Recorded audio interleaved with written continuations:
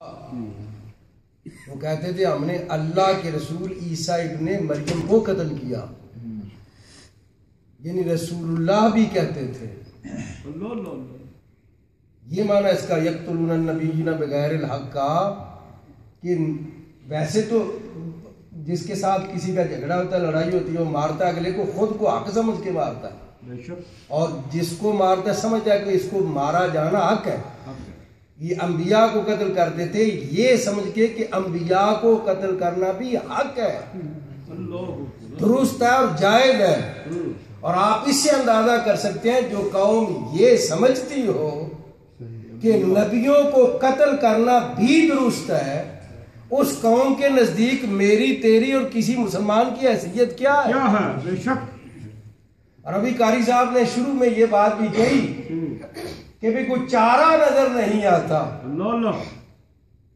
بڑے ادب کے ساتھ میں اختلاف کرنا چاہوں گا، چارہ نظر آتا ہے، بے شک، بہت اچھے نظر آتا ہے جی، اور قرآن پکار پکار کے کہتا ہے، بے شک، قرآن اعلان کرتا ہے، لا تہنوا ولا تحزنوا وانتم الاعلون سبحان اللہ، ان کنتم مومنین۔ سبحان اللہ، اگر تم صحیح مسلمان بن جاؤ، سچے مومن بن جاؤ، تو کامیابیاں، فتح و نصرت، غلبہ، اقتدار، اختیار، وقار، حکومت، سلطنت، شان، شوکت، عزت، عظمت، یہ ساری چیزیں اکٹھی کر کے صحرا بنا کے مسلمان تیرے چہرے پر سجا دیں۔ قرآن کہتا ہے، یاد آتی ہے حضرت سعدی رحمہ اللہ کی، وہ شیر کے اوپر کوئی بندہ بیٹھا ہوا تھا، جنگل میں تھے، دیکھا شیر پر کوئی سوار ہے، وہ قریب آ رہا تھا، فرماتے میں نے رستہ چھوڑ دیا، اور جب اور قریب آیا تو میں نے غور سے دیکھا اس کے ہاتھ میں کالا ناگ ہے۔ ہاں جی، شیر پر سواری، ہاتھ میں کالا ناگ، یہ کوڑا، یہ ڈنڈا، یہ سوٹی کے طور پر کالا ناگ۔ اللہ اکبر۔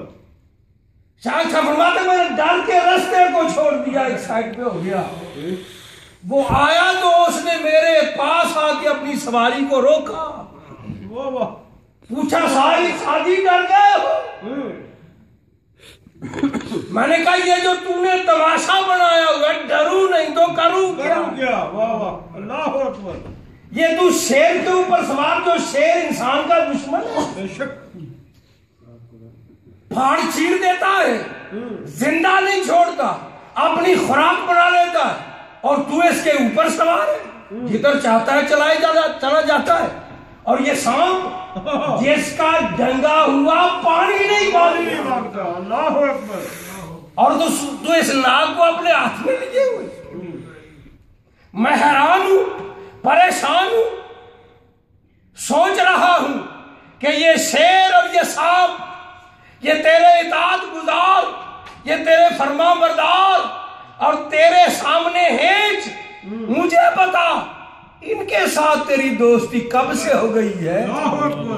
شیخ صاحب فرماتے ہیں، اس نے کہا جب سے میں نے اس کے ساتھ دوستی کر لی ہے، سارا جہان میرا دوست بن گیا۔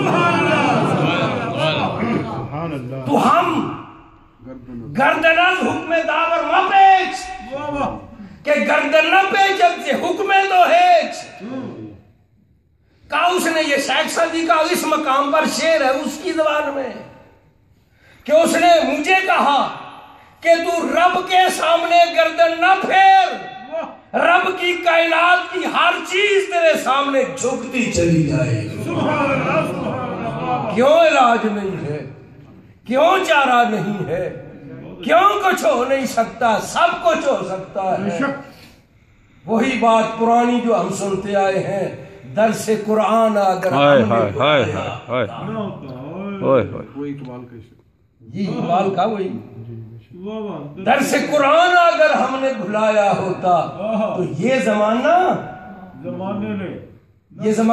زمانے نے دکھایا ہوتا، آج قرآن پر عمل ہوتا تو یہودی، یہ یہودی وہی تھا نا جسے حضرت عمر نے شکست دی تھی.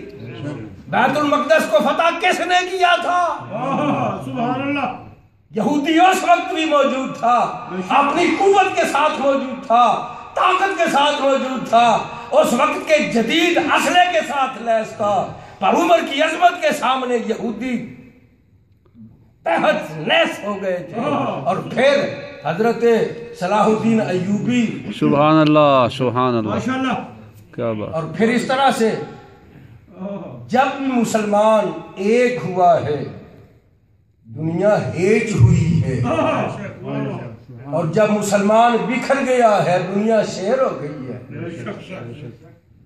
قرآن کریم نے بار بار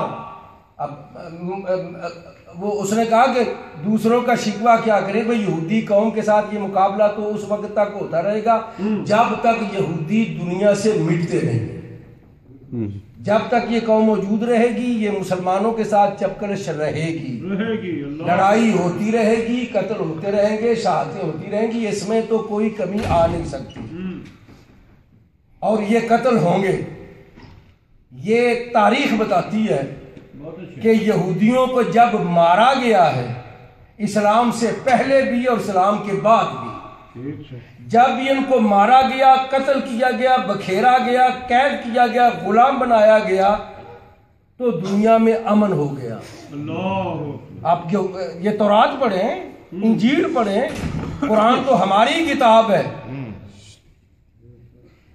جب بھی ایسا، اور جب ان کو اکٹھا ہونے دیا گیا، جب یہ ایک جگہ پر مجتمع ہوئے ہیں، ایک ہو گئے ہیں، اسی وقت انہوں نے اہل ایمان کے لیے جہنم پیدا کر دیا دنیا پر.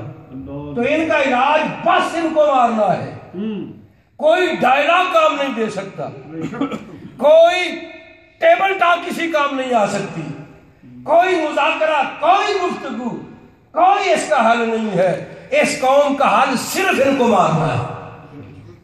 ہاں، قرآن بھی یہ کہتا ہے، حدیث بھی یہ کہتی ہے کہ ان کا حل صرف ان کو مارنا ہے. اب مسلمان کیا کسی کو ماریں گے اور کیا کفر کا مقابلہ کریں گے؟ یہ بیچارے تو اپنے آپ کو ایک دوسرے کو مارنے سے ہی ان کے پاس ہے جی پاکستان ایٹمی قوت بن گیا ہے، یہ ایٹم بم ہے جی پاکستان کو،